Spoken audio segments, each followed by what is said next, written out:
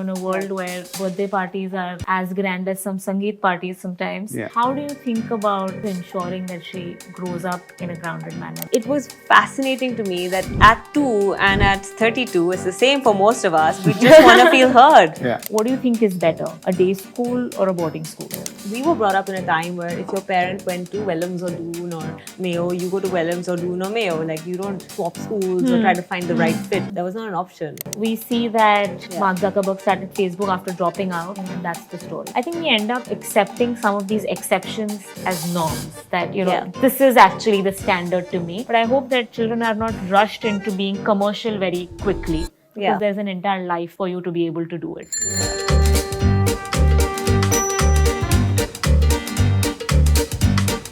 On today's episode, we're joined by Sana and Ishaan, a power couple and young entrepreneurs balancing busy careers and modern-day parenting. Sana is the founder of Zoet and previously led digital media at Cremica, her family's legacy food business. She also studied at Lady Shri Ram College and the University of Warwick. Ishaan is a director at Trinity Touch, an electrical product manufacturing firm, and studied at the University of London. Together, they're parents to a spirited 3-year-old daughter, Saira, and today they open up about their evolving parenting journey, navigating tradition and modernity, and raising a child in today's fast-changing world. Okay, here we are. Thank you so much again for taking the time to chat. Thank you About Saira. I think Saira is going to be watching this 10 years later. So I hope this is no pressure. But yeah, so thank you so much for taking the time. Maybe we'll just start with a few things just to understand, what Saira is like. Yeah. If you were to describe Saira, in 3 words or 3 lines, what kind of kid is she? 3 lines not enough, but go on. So, I mean, we just had her kindergarten graduation and she was called the chef and her nickname was Sassy Saira. And I think I like the way they use sassy as a positive. I think she's very independent in the sense she knows her mind. It's something we try to encourage her to do. And she has a really great sense of humor for a kid, which I think is fascinating to watch. And what is home life like? Like if you're in the, Bector Parwanda household, what does life look like for Saira? Well, I mean, she has a lot of people around. Yeah. Okay, we love that we're in a joint family space because one of the things I grew up with was a joint family, and I loved the early childhood impact that has of always having people around that you can sort of engage with, learn from, and so on. Yeah. So she has, I mean, apart from days where she's at school, she has a lot of people around. She has different times. She does different things with different people. So, for instance, her dadi, Ishaan's mom, loves taking her out to the garden and just sort of like identify all the flowers. She knows names of more flowers than I do. Like, and that she likes to sort of take care of the plants. She'll go feed birds. Like there are things outdoorsy that she loves to do, which I'm glad that she has somebody to do with. Apart from that, we're always trying to see like what we can do in the home space that is interesting, intriguing. One thing we learned early on as parents was to, instead of try to, how when a kid is doing something, you're like, oh, you're doing this. Instead of doing that, to ask questions. Yeah. What's going on? What are you doing? What do you think will happen? So that's something we try to encourage. We have a lot of music. Saira loves music. We all love music. And just a lot of fun, art, music, food. And was that always like a conscious choice to be able to introduce some of these things early on? Or did it just happen naturally? Because we spoke a little bit about this, is that sometimes millennial parents, for example, there is, of course, sometimes complicating things a little bit, but also want the best for their kids. And that's why I would want, hey, this activity has to happen. So there has to be dance, art and music and school and so on and so forth. So how did you think about selecting, okay, where does she have that interest and how can we introduce that in her day-to-day life? But I think you answered your own question in the sense that we would look up what we could do. Yeah. And then she would do one thing and be more interested in one than the other. And then we'd do more of that. Yes, but also I know what you mean. Like there's a lot of pressure. I certainly felt it, a few times. I think all parents do, on the amount of activities you need your kid to do at Yeah. whatever age. There's always be another parent whose kid is doing 10 classes and excelling at XYZ, and you're like, oh my gosh, I'm a working parent and I haven't thought of a single class. And then if there is a class, it's too far from me. Like, how am I going to navigate that? And then comes with another pressure.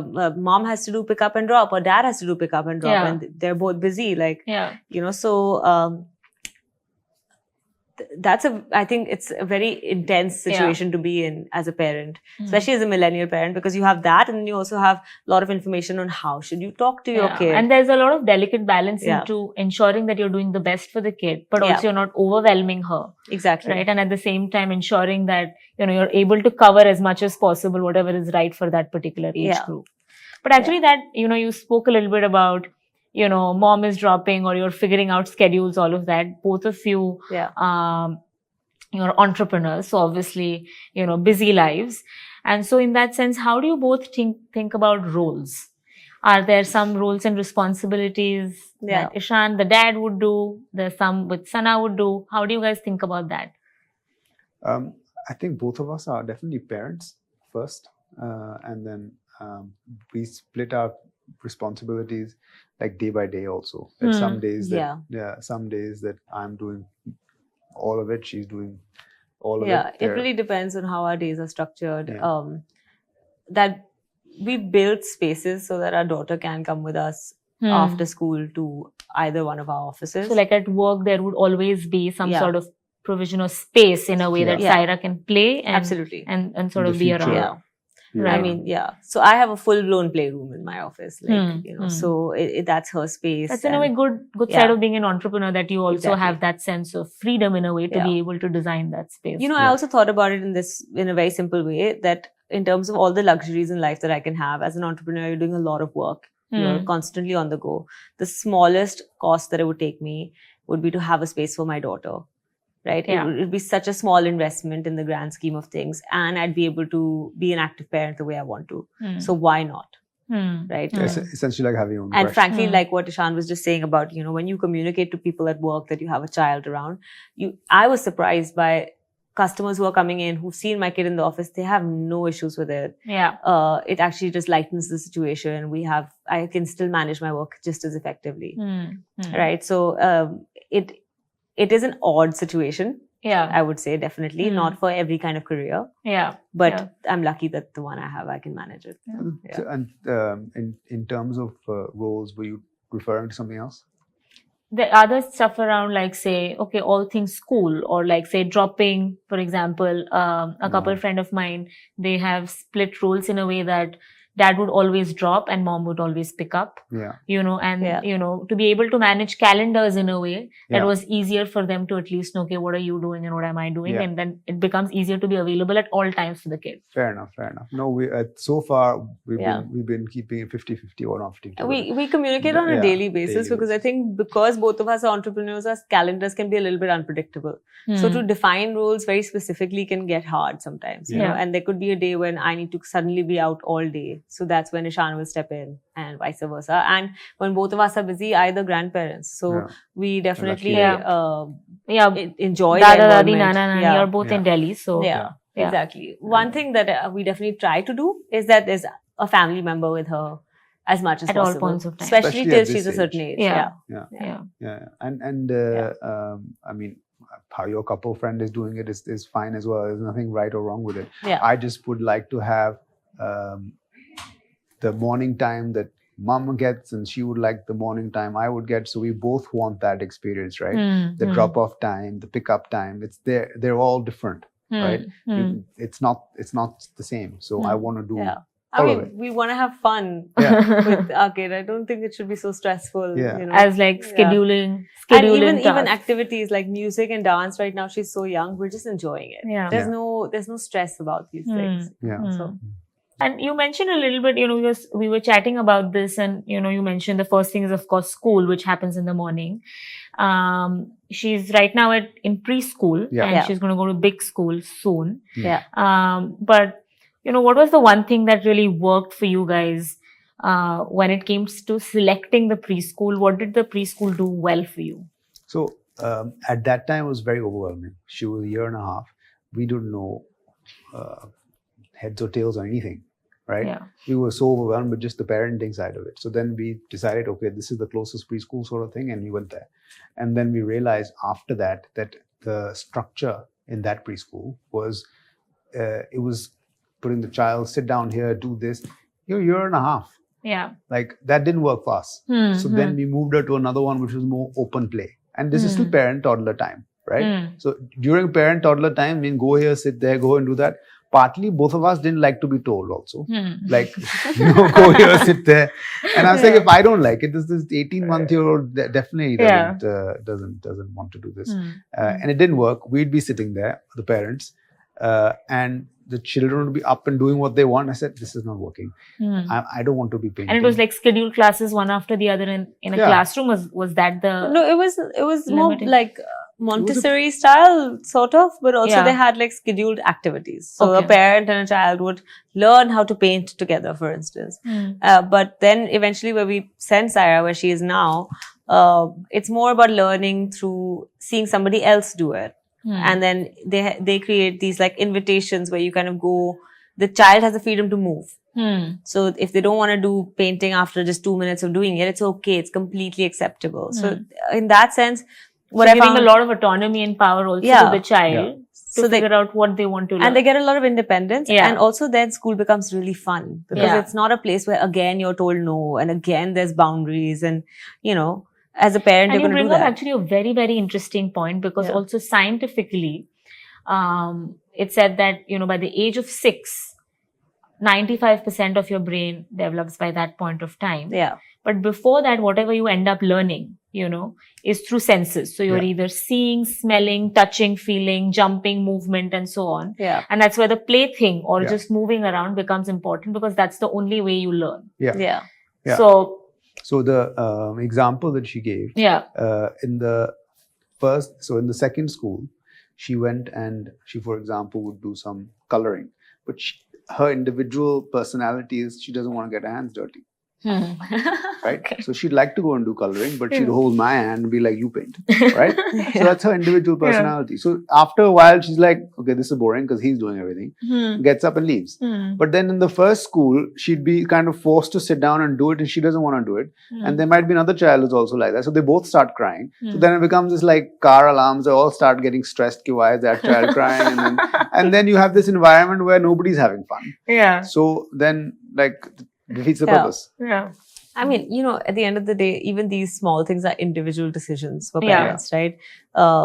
We made the conscious choice to choose a school, preschool, where I know for a fact that nobody sat her down and said, this is ABCD. The whole movement part was like... She's learned ABCD on her own, but nobody was like, this is 1, 2, 3 and this is ABCD. Maybe it came up in a song, maybe it came up in something else. But I made that choice that maybe by 2, she's not saying these things, you know, and for a lot of parents, they like structure. And I think that's okay too. It's very individual, what you want eventually. So if say one part is how you do it, right? And which is say by movement and play.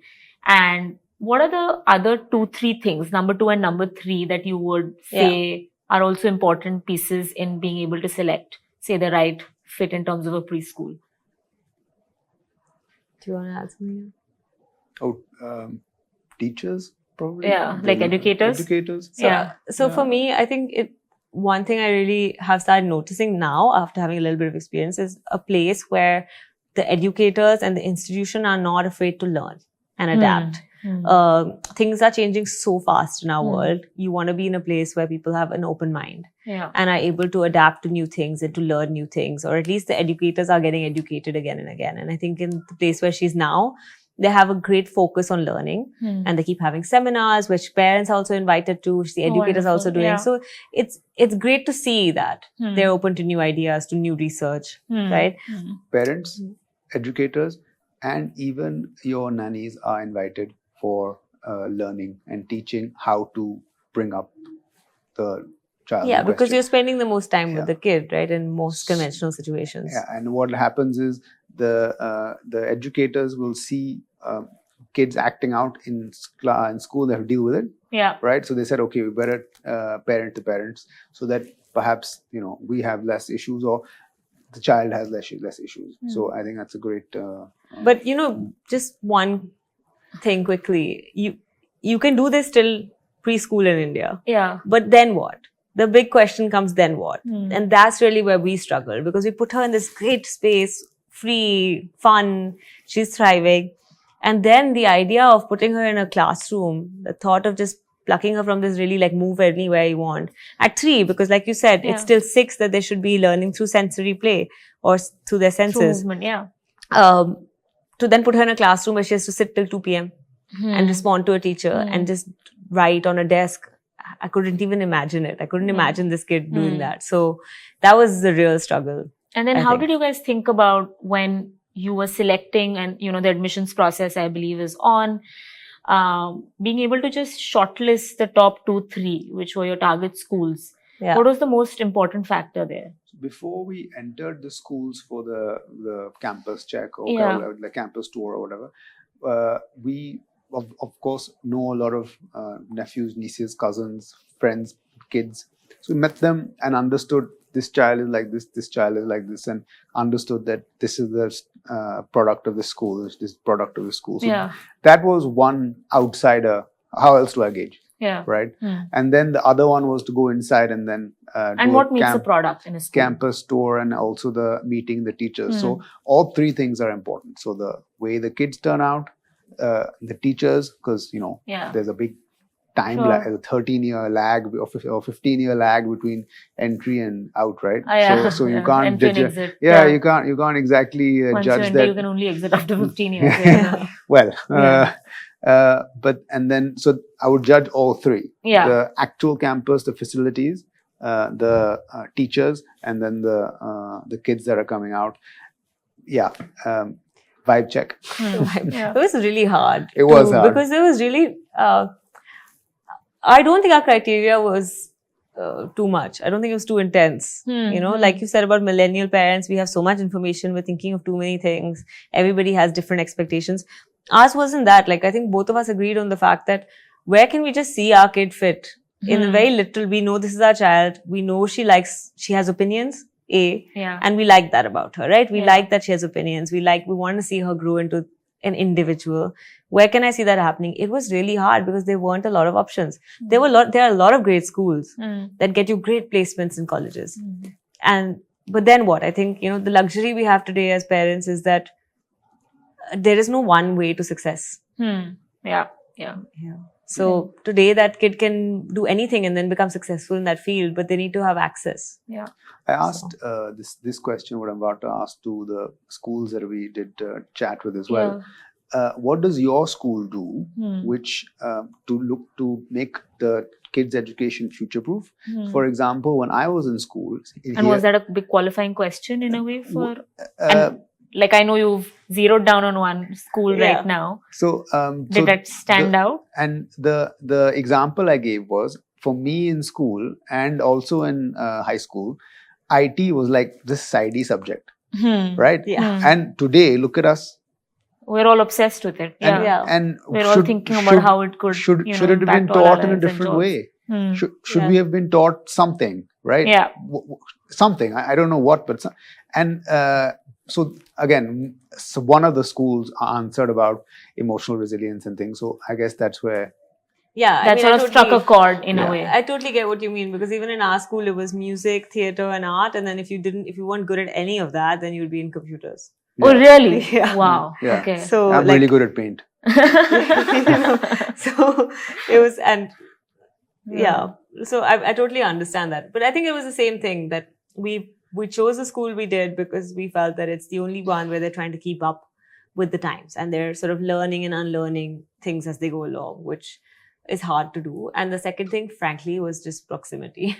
Yeah, of course. You would not want her to travel, beyond maybe say 20-30 minutes on a daily basis. So the second biggest influence in a child's life is the friend's parents.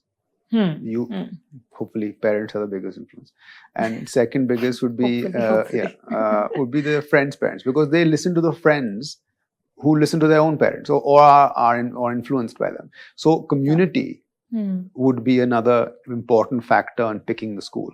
So when we went to these schools, we saw the parents and met the parents, some of them who were there at the open day. And then also, so again, vibe check. Like, so I'm doing those three checks, and the fourth one happened when we entered. We were like, but this makes more sense to me than this. And that sort of, I guess, all of these pieces build for what you spoke a little bit about, say, the culture, right, of a school. Yeah. You want to speak a little bit about what you meant by that? I love speaking about the culture of school. Okay, great. So, take 4, 5, 6 schools. They all have buildings. They all have teachers. They all have pupils. Yeah. Extracurricular pools or beautiful lawns and sports, whatever. So what's the difference between them, right? So I compare schools to beer. You have 4 or 5 ingredients in all of them. Okay. And the 5th one is always culture. In the case of beer, yeast. That's what differentiates one and the other. You'll have more. So the 4 ingredients in beer will be water, malt, yeast, hops, whatever. And that's it. There's only 5 ingredients. So that's the same thing with schools. That schools have just the same ingredients, but the difference is the culture. So one child can go to one school and not like the time there, not excel, but they'll go to another school, which is again these 4 ingredients, but excel there. And the interesting thing is that there is no right or wrong culture. It's basically the fit or the vibe check, which is right as the vision for your child's education or for their life. It could be very rigorous in terms of academia, or it could be on the other end of the spectrum. And you basically pick. I guess I think you have a point. Yeah, you don't know the value of the sorting hat from Harry Potter until this start happening. I wish I had that to say, your child should go to this school. But also, I mean, at our daughter's age, she's just 3. It's really hard to figure that out as a parent. But later on in life, like boarding school, we were brought up in a time where if your parent went to Wellams or Doon or Mayo, you go to Wellams or Doon or Mayo. Like, you don't swap schools or try to find the right fit. That was not an option. But today, when I see some of the kids in our family, his nieces, and they are choosing different schools, completely different schools, different parts of the world as boarding school options, based on what is the right fit for them. If one kid is more academic, or one kid is more athletic, or one feels that they have more to learn in a different way, they're choosing a school that fits for them. And I think there was always maybe a more one-dimensional answer earlier, which is, hey, Doon School or whatever the other more legacy, prestigious schools are, that just given that, your parent went there, or probably, there's a lot of legacy or history, that is the right answer also for you. And I think there is now a lot of rethinking on what exactly is the right fit. But, you bring up an interesting point and is about boarding schools, right? And you went to TISB. In Shrewsbury. And now when you think about, school for Saira, of course, she's 3, so even that decision is probably far out. But what do you think is, if you are at that juncture where maybe Saira is 10, what do you think is better? A day school or a boarding school? So we have an answer which is the current answer, right? How we feel. And there's a second answer which we told all the day schools principals and teachers who we met. So we have 2 answers. Right? Okay, let's go through both. So one answer is current thoughts. What do I want in a school, right? Because in 10 years' time, by the time she's 13, I don't know what's going to happen. I don't know how she'll develop, and I don't know what the situation will be. On what type of schools there are, or how the school might evolve. There are multiple variables, right? Multiple variables. So what do I want today? One, she said proximity. Then we've done all the vibe check and we've gotten into the school that we wanted, right? So it's got all the things, the emotional part, the learning part. So if I have all those things, right, would I want to send my child to a boarding school? Right? That's my actual thought process. But do you think being in a boarding school adds value to, in the sense that you're staying away from parents, it's very regimented? So the reasons I went and the reasons you went, I think, are similar. Maybe. Like our towns. You were in a big city, I was in a small town, so there was a it's relative, big gap right? there. It's relative.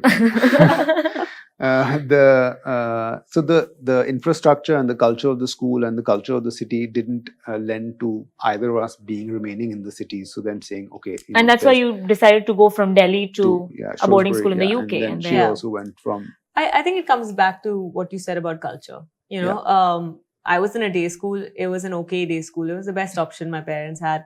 Both my parents went to boarding school. So Yeah. it That was makes a very rite of passage that I would definitely go. Hmm. Why did they send me was because of access. And Hmm. frankly, at that time, there was no access to extracurriculars, to better education, to, you know, newer ideas and concepts where I was.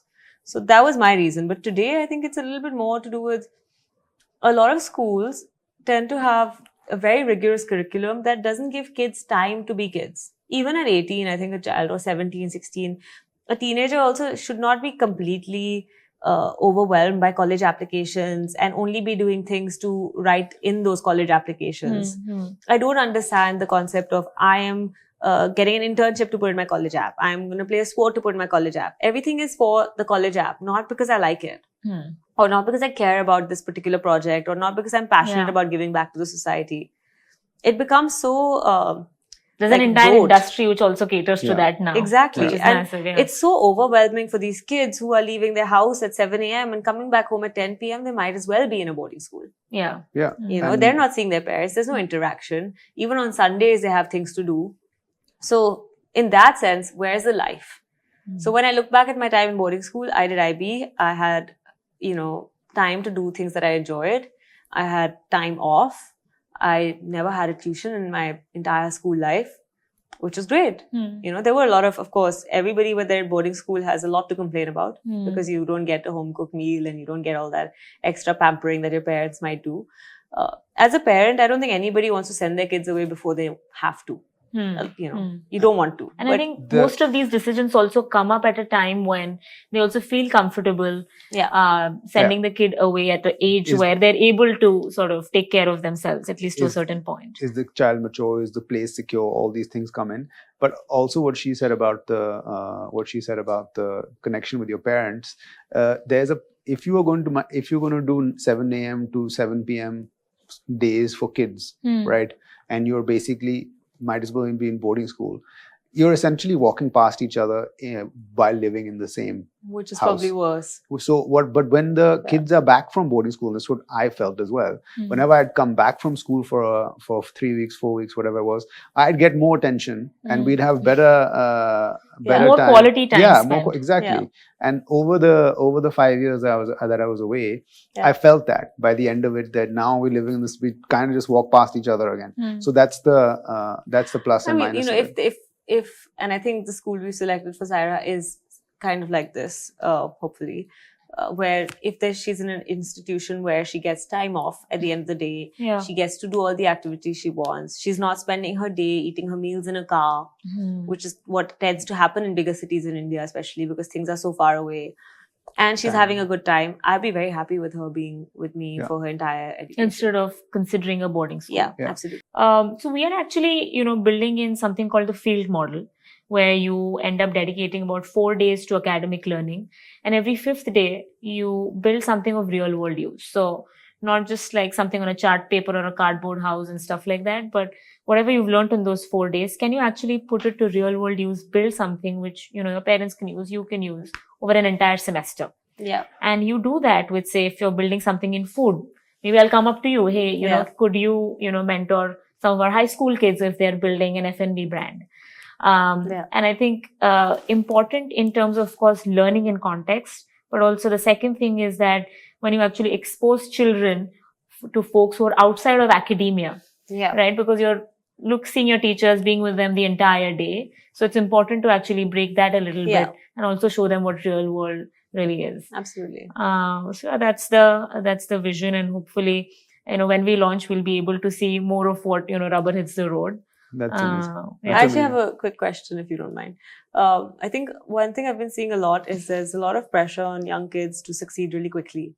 What are your thoughts on that? Like to start a business really quickly, to succeed really quickly? I think there has been this expectation in a way because we think that exceptions have now become the norm. We see that okay, you know, someone started Facebook. Yeah. Mark Zuckerberg started Facebook after dropping out, you know, and that's the story.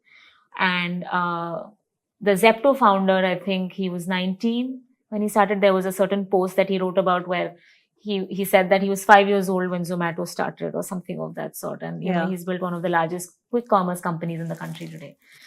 I think we end up accepting some of these exceptions as norms that, you know, this is actually the standard to meet.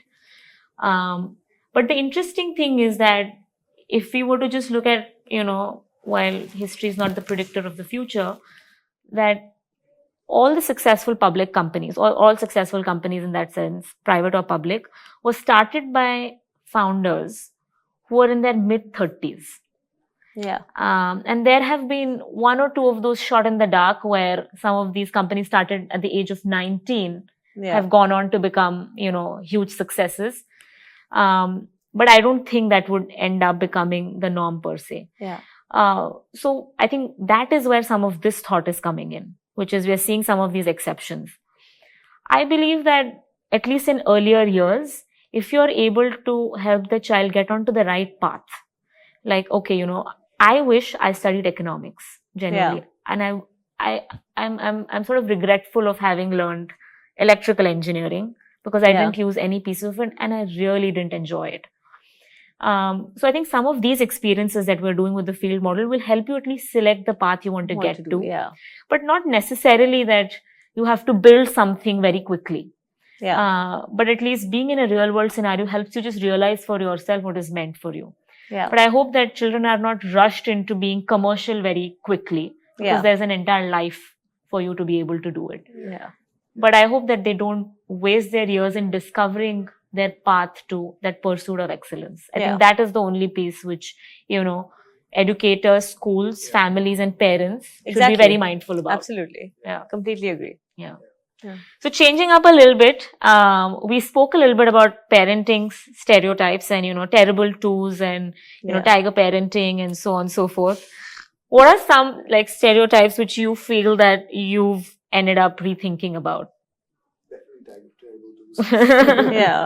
I mean, that was one, you know, what is terrible twos? Maybe for folks who are listening. When my daughter was about to turn 2, I was getting a lot of information from people around me who were like, oh no, the terrible twos are coming and it's going to be this really difficult time. And, you know, anyone who's had a young child knows that when you go through the first year, you're like, oh, I'm through the first year.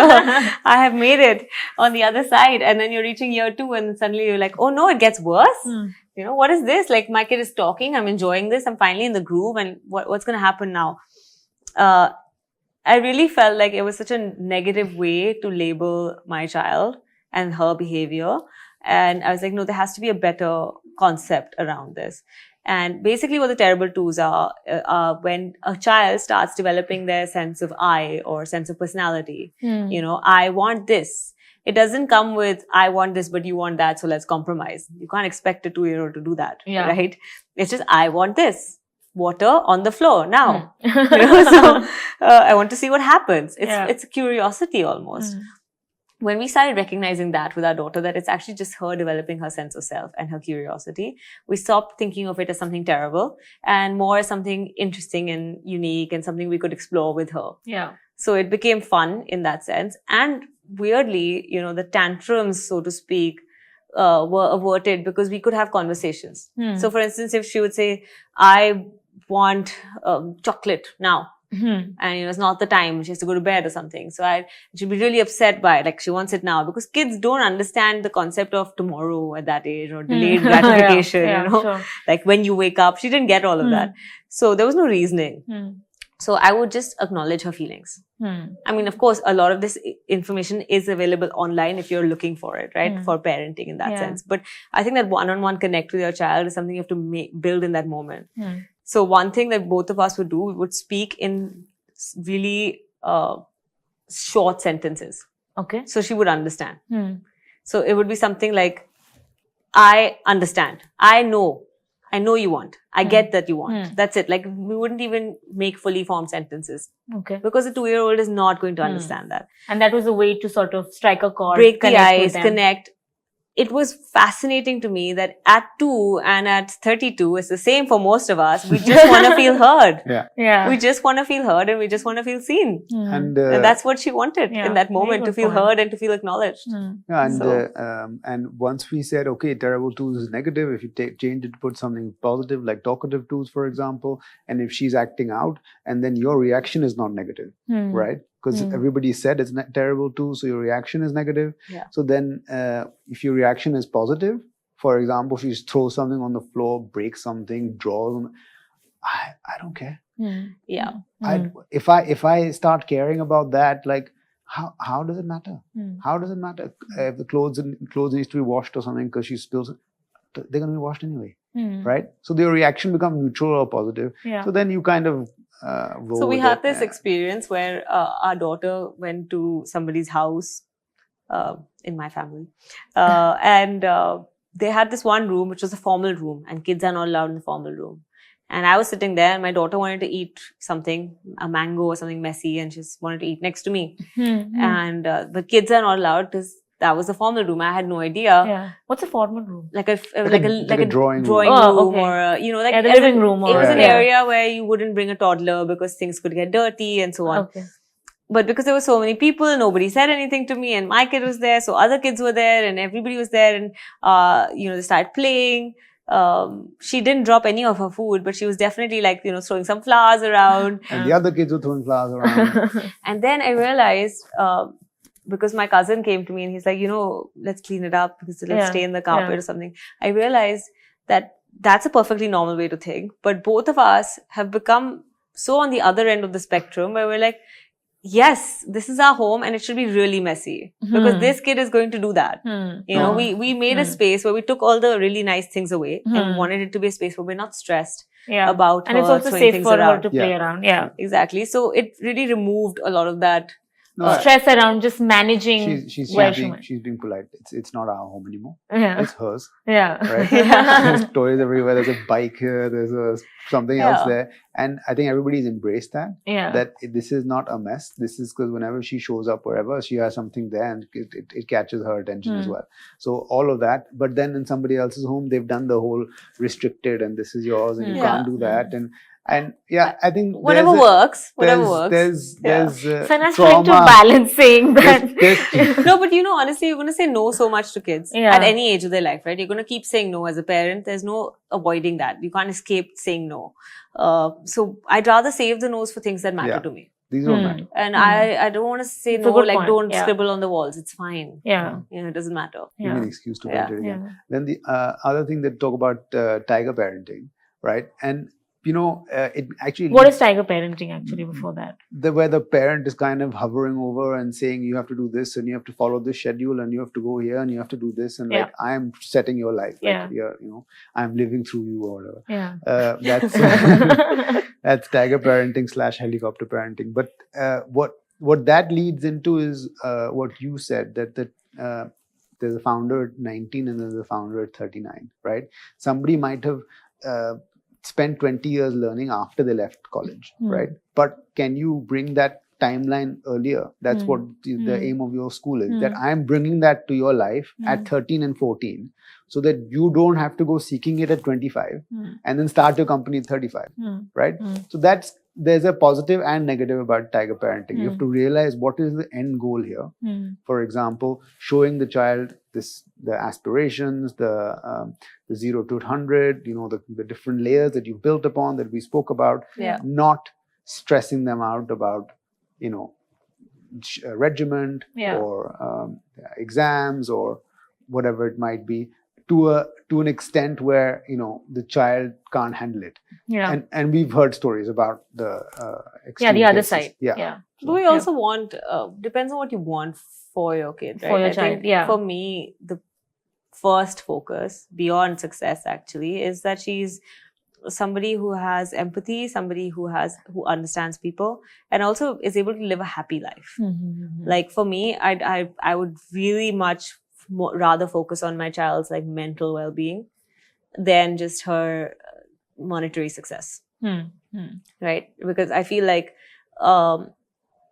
if you kind of figure out the mental health piece, you can get to the monetary success Yeah. at some level. At least she Yeah. can be comfortable Yeah. enough, right? So, And at least on that, it's a mental health, especially now, has become a very active conversation, of course, Yeah. in families, at schools. yeah. So especially at a time where, Saira is growing up, at a time, 25 years ago or whatever, 30 years ago when we were growing up. How do you think things have changed? And, what I'm alluding to is that there's social media and there's a lot of tech in our lives. Yeah. And we are also sometimes victims of it, of where we are doom scrolling. Yeah. And, there is a lot of addiction to, either screens and so on. Yeah. So how do you think, is there a way to actively manage it, or that time has not come yet? I think it's really hard to pinpoint on like actionable steps for this. But we are, as parents, I think those are the first few books we read on parenting, more around the psychology and how and what were those actually? So the one that I refer to the most is Hold On to Your Kids by Dr. Gabor Mate. And he talks a little bit about this, about tech, or about, the influence in a kid's life in that sense. And also, how do you keep your kids from any addiction, whether it's screen or some sort of substance, etc. Right? So how do you kind of keep them into a sort of balanced lifestyle? Yeah. And one of the things he really talks about is the parent and child connection. We've kind of grown up in a world where we spend so much time focusing on the peer-to-peer connection at a young age. Yeah. And what he talks about is, how can you do that for an 8-year-old when if she's learning from another 8-year-old? The other 8-year-old has equally no idea. Like that's what Ishaan said. So a parent has to somewhere have some connect, right? So for us, I think what we'd like to do is at least have moments with our child where it's just us, and kind of keep going back to those moments where it's just us.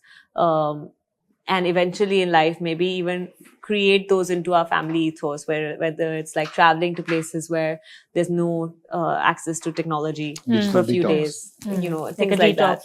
Yeah. And the other end of the spectrum, on the day-to-day side, one thing we're trying to do is to not put too many controls. So for Saira, right now, it's not technology so much, it's sweets. Right? Okay. So and she has a sweet tooth. She has a sweet tooth. That's the work that I do. Yeah. Early on, we decided that instead of saying no all the time or kind of creating these weird rules around food, we would rather she, enjoys what she's having, and then her body digests it, blah, blah, blah, better. And, give her access, but let her kind of realize that certain amount is enough. Let her decide when she's full. Communicate. Yeah, communicate. In the sense that maybe the better way to say it is, when I was younger, if you gave me a tub of ice cream, I finished it. Okay. I enjoy it. I love ice cream. Yeah. But our daughter, because we've never said no to her and we've never forced her to eat anything. It's always in front of her. She's always self-fed herself. It's up to her. It's up to her. So I'm fascinated when I see her like eat half a piece of chocolate cake and then just leave it. I'm like, well, how did you do that? Because I wouldn't have been, I might still not be able to do it. So she regulated. Yeah. So she understands, like when we say, oh, she wants to watch something, we'll watch a little bit of TV. I don't say no to her. It's a real personal choice. I know a lot of parents who are like, no way, I will not introduce the screen till a certain age, and that's fine. For me, I'm like, you know what? There's a day when I need to like sit on my laptop and do my work, and there's nobody around. And so my kid is watching half an hour of TV. Yeah. That's just what it is. Yeah. And she's enjoying it, and she understands that after that, we'll stop. So that communication helps. Yeah. And you were speaking about digital limitations, and are we there yet? At the age of 3, for example, of course, at the age of 10 and 15, a lot of kids now have access to mobile phones, because either parents are traveling or working, and it's an easier way to like stay connected, and that's why you get access to all of these things fairly sooner. It's a real fear. So are we there yet? I was going to answer that in a different way. When I was in boarding school, mobile phones just came out. So I had a Nokia, the famous 3310. Right? And so from there till say 15, 20 years down the line from that point, so maybe now, today, there's been such an evolution in studies that have happened. Smartphones have got controls for parents, all these things. I'm not that scared about that side. And even Interesting. online, there's now things like AI is going to monitor the kind of people on there. There's a lot of things that have come up that weren't there. There were so many predators and people. There was things you read about and think. Yeah. I don't think that can happen today. I think early tech was probably scarier. Yeah. But honestly, you can't say it. It's still as bad today also. Yeah. It is definitely, as a girl parent, there's a lot more fear. I don't know if I want to put gender to this, but it just scares you because, you don't know what kind of people are on the other side of the screen. Not just, I'm sorry, gender is completely misguided here. I have my cousin, he's 16. Please don't see this. But like when he was a kid, I remember he had friends he met he made in a game and he wanted to go meet them in Bombay. Right? But he didn't know who they were. His parents didn't know. I was his cousin. Like I'm super close to him. I didn't know who they were. But he's like, no, I spoke to them online. I want to go meet them in Bombay. And he was only 10. And then he did go and meet them? I think he did meet one of them with like his mom. Okay. He went with his mom and then that kid was there with his mom. And that was, very cute situation. But let's say it was in the same city and the other person was not a child. Then how do you navigate that? Gone two ways. Exactly. Yeah. So you really don't know. But the truth of it is also that, given that how much of tech is part of our everyday lives, it's unavoidable. It's hard to just fully avoid it. Yeah. And that's why some of the limitations also as parents will probably have to be rethought, is in the, what you spoke earlier about, you were introduced, or the drinking age, for example, in UK was at 16. Yeah. So instead of, discovering it suddenly at the age of 25 or discovering it as you go because it's going to be a part of your life, and how to regulate that in a way at the right ages could probably I think be parents and schools both have to play a part have in to it. Also be open to listening to kids. It's really hard as a parent to hear your child, your teenage child, let's say talk about going on a date or having had a negative experience on a date. Has to really push that boundary. I don't think parents want to listen to that. At least I can't imagine having that conversation with my parents. Yeah. That being said, when I was a kid, I decided I'm going to tell my parents everything. They didn't really love it. But what it did was, I told them, you know what, you can either know from me or you'll maybe hear from somebody else or not know at all. It's your choice. It's better you actually know it from me. It made me feel safer. Yeah. To tell them everything. So then we reached that compromise, but it was a path actually, to get interestingly on that point, what is that one trait from your parents, like when they, their parenting style, which you feel like, you've inherited, and one thing you've probably been a little more conscious about, sort of staying away from? Do you want to add? You had I'll you start. wanted to start. So, Wow, looks like I asked a good question. Yeah, it is a good question. I think all parents, all generations have certain things that they start trying to implement. It becomes like a trendy thing, or like parents try to be conscious. I remember when we were kids, there was a real conscious move towards, very fortunately in India, not hitting kids. Right? Because maybe in the generation previous to that, it was kind of acceptable. There were all these jokes about how Indian parents just, slap the child and they get straight kind of thing. But that stopped. At least from in my home, that never happened. My parents didn't do it. But they didn't know what else to do for disciplining. So at the time, it became about silent treatment. Okay, you've done something wrong. Like, go to your room and we'll talk to you in some time. And when we did talk, like, it was fine. We'd move on and so on. And we'd get some sort of punishment for that. Like, we'd have to do something or get grounded or so on. But there was no conversation as a young child. Like, what did I do wrong? What can I do better? Did you understand why I was acting out, etc.? Right? Maybe am I looking for attention? I'm honestly, I can't remember a specific incident. Yeah. But that's something I'm actively trying to not do with my daughter. So instead of walking away and giving her nobody to talk to and nobody to turn to, I'd rather be there and be like, And okay, have let's that talk about it. conversation. Yeah. So that's one interesting thing. One thing I have taken from my parents is they have never stopped learning. In terms of parenting, in terms of having conversations. We've gone from being a very conventional Punjabi family to one where feelings are actually discussed. Yeah. So it's something that's very refreshing. And I have to give them credit for that because, they're breaking their own generational barriers. That's true. Yeah. We spoke a little bit about some books and resources here and there, but Yeah. when, either when, you were pregnant with Saira or, Saira was growing up over the last 2 to 3 years, what are some books or, I don't know, authors or, folks that you followed to be able to, or you'd recommend further? She spoke about Gabor Mate's book. The other book on like the actual physical act of parenting, there was a 7 p.m. to 7 a.m. Sleep routine. That was very, very helpful in the sense In the first year. In the first year. In the sense that, and then what would happen is you'd rely on what was done to you and your parents will tell you, this is how we did it, right? Is that correct? Question mark. Is it out of date? Question mark.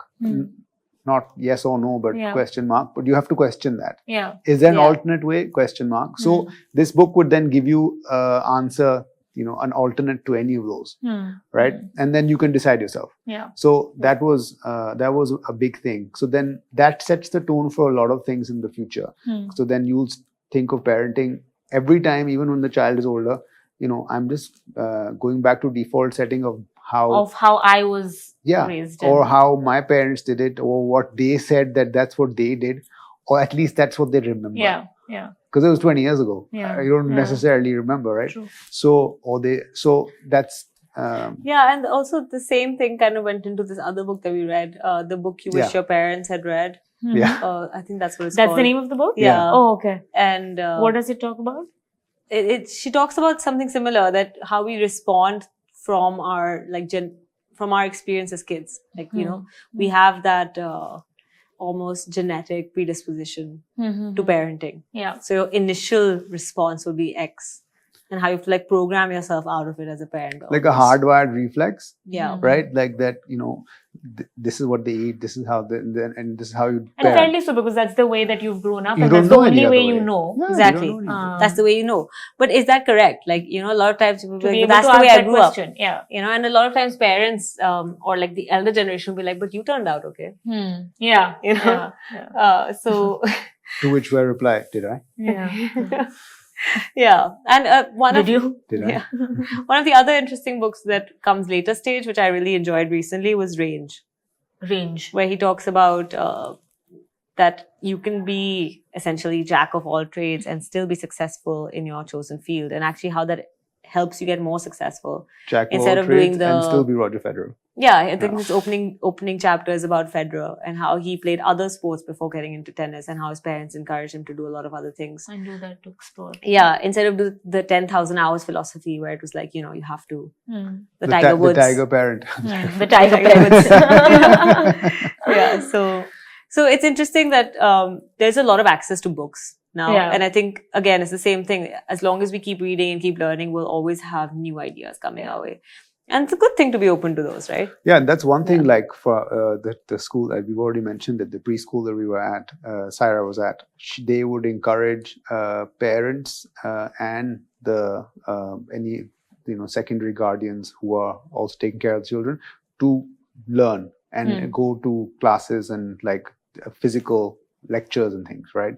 So that's something I hopefully will continue, or if perhaps that's something that you're going to do, not just the mentor program for the students, but also maybe for the parents and everybody who surrounds the child. Yeah. True. It might. I think it might be a bit of a cheat code, make your life easier, Yeah. so that the kids No, aren't. it's true, right? Because end of the day, you spend X hours in school, but rest of the time, you're actually with your family. Yeah. So both the environments have to be coherent in its, what you're telling the child. Yeah. Yeah, but like you said, I think it's a bit of an adventure and it should be fun. Yeah. I don't think it should be so stressful, For either- not to be for either. over-engineered too much. for the child or the parent. Yeah, that's the good and bad part about the amount of information which is out there, is that it can help you, but it's also easy to be overwhelmed with the amount of information which is out there. And I think that's also the struggle a little bit with parents who are millennials. Yeah. I mean, it's not true all the time, but don't let grades get in the way of the education. That's what you told yourself. Yeah, I told myself. But awesome. This was a great conversation. Thank you so much, Thank you. Ishaan and Sana, Really thankful for your time. Awesome. Thank you so much Thank for having you. us. Thank you so much. Thank you.